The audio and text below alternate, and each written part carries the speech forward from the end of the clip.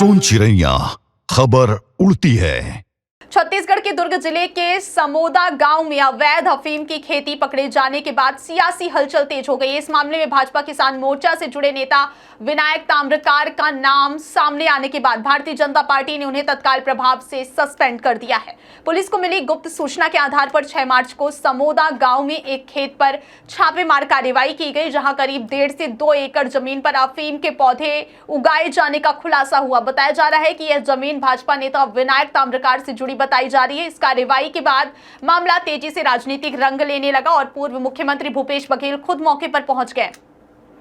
समोदा गांव में खेत का निरीक्षण करने पहुंचे भूपेश बघेल ने भाजपा और प्रशासन पर गंभीर आरोप लगाए। उन्होंने कहा कि ग्रामीणों के मुताबिक विनायक ताम्रकार का फार्म हाउस करीब 150 एकड़ में फैला हुआ है, जिसमें चारागाह की जमीन भी शामिल है। बघेल ने आरोप लगाया कि आरोपी का रसूख इतना ज्यादा है कि उसके सांसद, विधायक और कलेक्टर तक से करीबी संबंध है, जिसके कारण प्रशासन लंबे समय से इस अवैध गतिविधि पर कार्रवाई नहीं कर पा रहा था। उन्होंने कहा कि पहले नशे की सप्लाई पंजाब और दूसरे राज्यों से होती थी, लेकिन अब दुर्ग जिले में भी अफीम की खेती होने लगी है, जो बेहद चिंताजनक है। उन्होंने मांग की है कि इस पूरे नेटवर्क की गहराई से जांच की जाए, ताकि यह पता लगाया जा सके कि इस अवैध कारोबार की जड़ें कहां तक फैली हुई हैं। इस दौरान जब बड़ी संख्या में ग्रामीण और स्थानीय लोग खेत में पहुंच गए तो पुलिस ने उन्हें रोकने की कोशिश की, जिससे हल्की झूमाझटकी भी हुई। हालात को नियंत्रित करने के लिए इलाके में भारी पुलिस बल तैनात कर दिया गया। उधर इस पूरे मामले में भाजपा नेता विनायक ताम्रकार ने अपने ऊपर लगे आरोपों को सिरे से खारिज किया है। उन्होंने कहा कि जिस जमीन को लेकर मामला बनाया जा रहा है वह उनकी नहीं है और उन्हें